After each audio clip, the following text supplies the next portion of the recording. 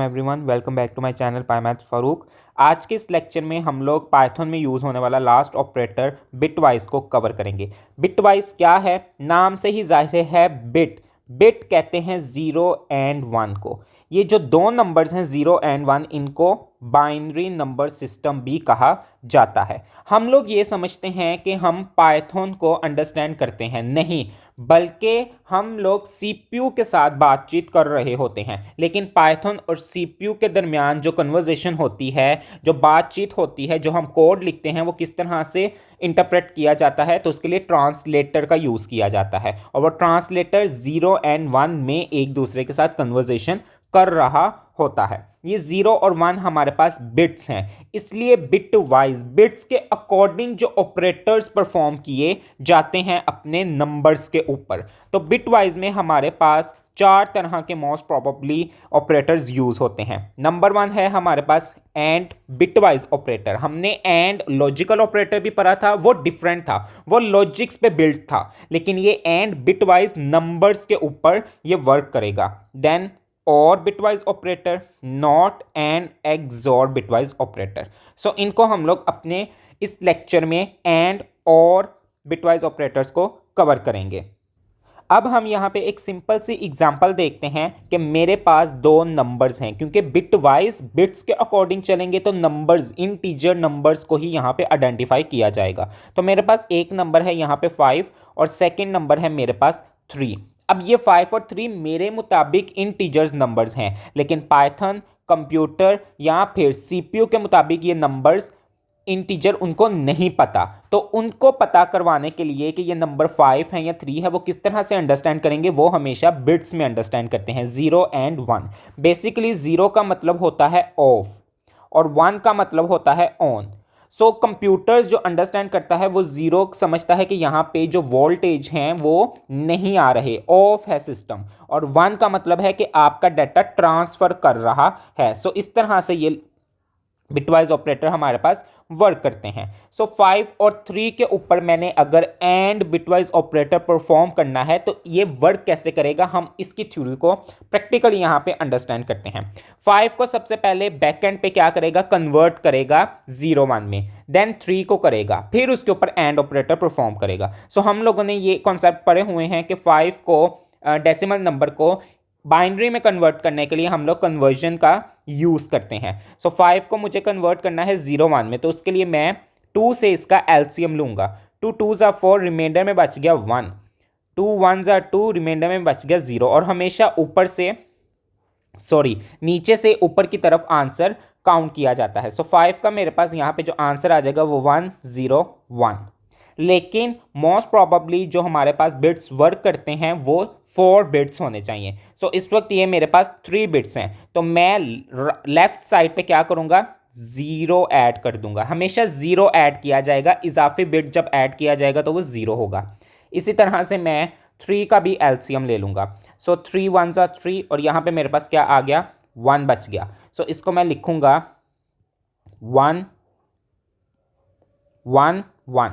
लेकिन मुझे इसके भी 4 बिट्स कंप्लीट करने हैं जो कि पहले से 2 हैं, तो मैं इसके लेफ्ट साइड पे 2 0 ऐड कर दूंगा। अब ये 4 बिट्स पूरे हो चुके हैं मेरे पास। ओके, अब हम देखते हैं ये किस तरह से इनकी आउटपुट डिस्प्ले होगी। सो एंड बिटवाइज ऑपरेटर का जो सिंबल होता है वो हमारे पास यूं होता है। एंड का मतलब है कि जब भी दोनों बिट्स 1 होंगी तो आउटपुट 1 कंसीडर की जाएगी। जब भी दोनों bits this one and this one, ये दोनों बिट्स 1 होंगी तो आउटपुट 1 कंसीडर की जाएगी। अगर एक बिट 0 होगी और सेकंड बिट 1 होगी तो आउटपुट 0 आएगी। इसी तरह ये 1 है, ये 0 है तो आउटपुट 0, ये दोनों ही 0 हैं तो 0।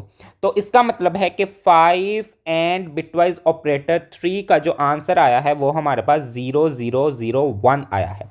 बट ये 0 0 0 1 ये हमारे पास क्या है, बाइनरी लैंग्वेज है, ये हम अंडरस्टैंड नहीं कर रहे, हमारी लैंग्वेज अंडरस्टैंड कर रही है पाइथन की। तो इसको हम क्या करेंगे, डेसिमल में कन्वर्ट करेंगे।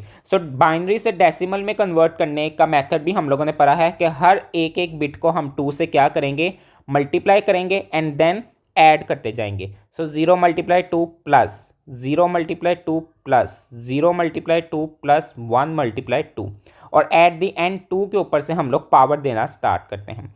2 की पावर 3 8 होती है, 8 0 से मल्टीप्लाई होगा तो 0 आ जाएगा। 2 की पावर 2 4 होती है, 0 से मल्टीप्लाई होगा 0 आ जाएगा। 2 की पावर 1 2 होती है, 0 से मल्टीप्लाई होगा तो 0 आ जाएगा। और जिस नंबर की पावर 0 हो वो हमेशा 1 के इक्वल होता है। तो 2 की पावर 0 है तो वो 1 के इक्वल है। सो 1 मल्टीप्लाई 1 1। इन सबको हम जब ऐड करेंगे तो एट द एंड हमारे पास आंसर क्या आ जाएगा 1। सो इसी अपनी एग्जांपल को हम लोग एंड बिटवाइज ऑपरेटर पे इंप्लीमेंट करके देखते हैं।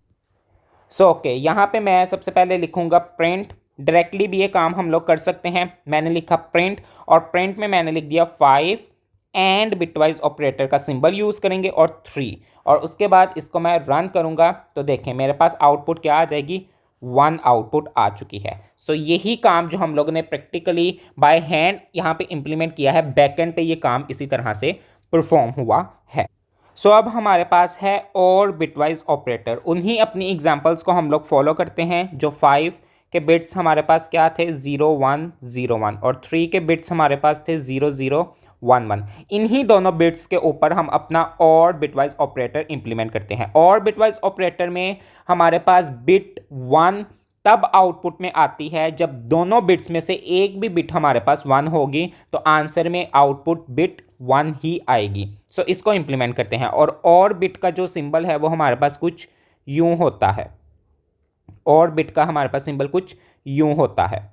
सो अब 1 बिट दोनों ही 1 है तो आंसर 1 आ जाएगा। यहाँ पे ये बिट 0 है, ये बिट 1 है, लेकिन और बिटवाइज ऑपरेटर कहता है 1 ही कंसीडर करो। ये बिट 1 है, ये 0 है, यहाँ पे बिट 1 आ गई। ये दोनों ही बिट 0 हैं, इसलिए यहाँ पे 0 ही बिट आ गई। अब बाइनरी में ये है, मुझे इसको डेसिमल में कन्वर्ट करना है, तो डेसिमल में वही हम लोग मेथड इंप्लीमेंट करेंगे। 0 multiply 2 plus 1 multiply 2 plus 1 multiply 2 plus 1 multiply 2, और एट दी एंड हम लोग पावर देना स्टार्ट करेंगे। ये मेरे पास टोटली जो है वो 0 हो जाएगा। 2 की पावर 2 4 होती है, 4 1 से मल्टीप्लाई होगा तो 4 आ जाएगा। 2 की पावर 1 2 होती है, 2 1 से मल्टीप्लाई किया 2 आ गया। 2 की पावर 0 इक्वल होती है 1 के। इसको जब हम लोग 2 की पावर 0 की जगह लिखेंगे तो 1 आ जाएगा। 1 इंटू 1 1। अब इन सबको हम जब सम करेंगे तो हमारे पास आंसर क्या आ जाएगा, 7। इसका मतलब है कि यूज़र ने नंबर जो ऐड किया है दैट इज़ 5 एंड 3, लेकिन जैसे ही उस पर बिट वाइज और बिट वाइज ऑपरेटर इंप्लीमेंट किया तो उसने क्या किया, 5 को सबसे पहले बिट्स में कन्वर्ट किया, 3 को बिट्स में कन्वर्ट किया, और उसके बाद उस पर और बिटवाइज ऑपरेटर को इंप्लीमेंट करके मुझे आंसर क्या दे दिया है, 7। सो इस तरह से जब भी हम अपने लार्ज डाटा सेट के ऊपर फिल्ट्रेशन के लिए या मल्टीपल जब कंडीशंस इंप्लीमेंट करते हैं then we should use bitwise operators. So इसी एग्जांपल को हम लोग और बिटवाइज ऑपरेटर के साथ इंप्लीमेंट करके देखते हैं।